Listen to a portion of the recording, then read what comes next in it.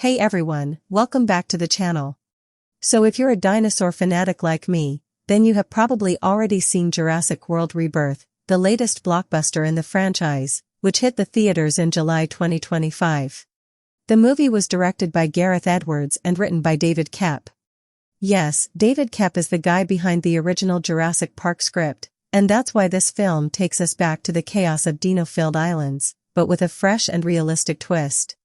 So today, I am diving deep into what makes Rebirth tick, what is the real science behind its plot, what are those terrifying mutant dinosaurs, and how it sets up a whole new era of survival in the Jurassic universe. But for you, there is a spoiler alert, and if you haven't watched it yet, then pause the video and come back later, after watching the movie. But if you are like me, who enjoy spoilers, then stick around.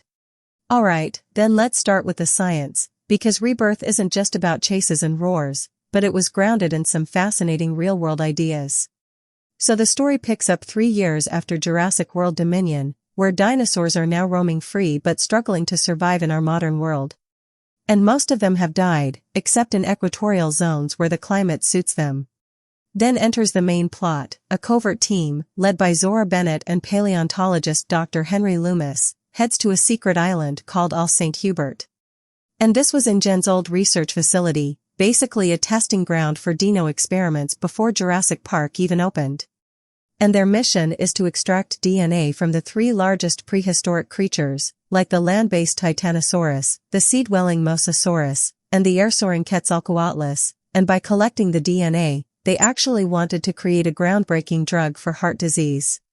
And trust me, this is a realistic theme. Actually, screenwriter David Koepp drew this from actual research, because larger dinosaurs had remarkably long lifespans with low rates of heart issues, so synthesizing a drug from their DNA could target humanity's biggest killer. That's why Ben Lamb, co-founder of Colossal Biosciences, even called it realistic, saying extinct species hold hidden cures in their genetics. And it's not pure fantasy, because think of de-extinction efforts today, like reviving woolly mammoths for medical insights. So with this explanation, let's get back to the plot. So after going to get the DNA, things go sideways, when the team rescues a shipwrecked family, the Delgados, because a Mosasaurus capsizes their boat. After that, they're all stranded, facing not just wild dinos but the fallout of genetic tampering. And the science in the movie ties into bioethics too, like is messing with Dino DNA worth it for human gain? Actually, the film explores that tension, blending thriller vibes with a nod to Michael Crichton's original novels. Then now let's get on to the stars of the show, the mutant dinosaurs. And if you thought that the Indominus Rex from the first Jurassic World was scary, then Rebirth cranks it up with creatures born from failed hybrid experiments. And these mutants are the dark side of InGen's hubris, twisted abominations, which is haunting the island. Firstly, there's the Mutadons, a flying nightmares that combine velociraptor speed with pterosaur wings. Picture sleek, 16-foot-long hunters that can soar and strike from above, making them deadlier than regular raptors. They were an early hybrid attempt gone wrong, and they were inspired by Koepp's real-life bat encounter. In the film, they swarm during a tense nighttime sequence, forcing characters like Zora to dodge and hide under trucks. And Industrial Light and Magic iterated on their design for months, balancing sci-fi horror with believability, just like multiple heads in early concepts. But trust me, the final version is a balanced beast. Then there's the big bad guy, the Distortus Rex, or D-Rex, a mutant Tyrannosaurus that's part T-Rex, part sauropod, and who knows what else is there. This thing lives in constant pain, isolated and aggressive, and snatching helicopters out of the sky, in one of the film's most shocking scenes. It's a tragic villain, symbolizing the cruelty of experimentation.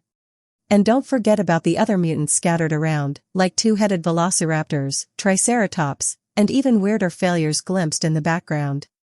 Then the returning Spinosaurus gets a redesign too, and based on new research showing it is semi-aquatic with powerful limbs and a broader tail. And believe me, these monsters aren't just for jump scares, they highlight the franchise's theme of playing with nature. So now here is the question, how does all this lead to a new era of survival? Actually, Rebirth resets the franchise by focusing on isolation and consequences. And after the team's betrayal by pharma rep Duncan Krebs, who tried to steal the DNA for profit and gets chomped by a T-Rex, The survivors escape with baby Aqualops dinosaur Dolores, and decide to open source the DNA, instead of selling it to Parker Genix. And this shifts from corporate greed to global good, but it opens doors for chaos. And the ending teases bigger threats, like the mutant D-Rex could spread, and Parker Genix might weaponize Dino tech, similar to Bison and Dominion but more prepared. And there's even talk of a DX virus tied to mutants, hinting at the future mainland stories, where humans and Dinos might clash in new ways. It's a survival saga now, not just escaping islands, but coexisting in a world where Dinos are endangered, and hybrids are the wild cards. And Koepp did a great job by blending nostalgia with fresh stakes. So overall, Rebirth grossed over $656 million and got mixed reviews, but it was praised as an improvement, recapturing the original's wonder and terror. And it sets up endless possibilities, like mutants versus humans, ethical dilemmas, and maybe even that long-awaited mainland invasion. So there you have it, from its smart science to those mutant horrors, and the dawn of a survival-focused era. So what did you think of the film, and which is your favorite mutant? Drop your thoughts in the comments, and smash that like button, and subscribe for more Jurassic deep dives.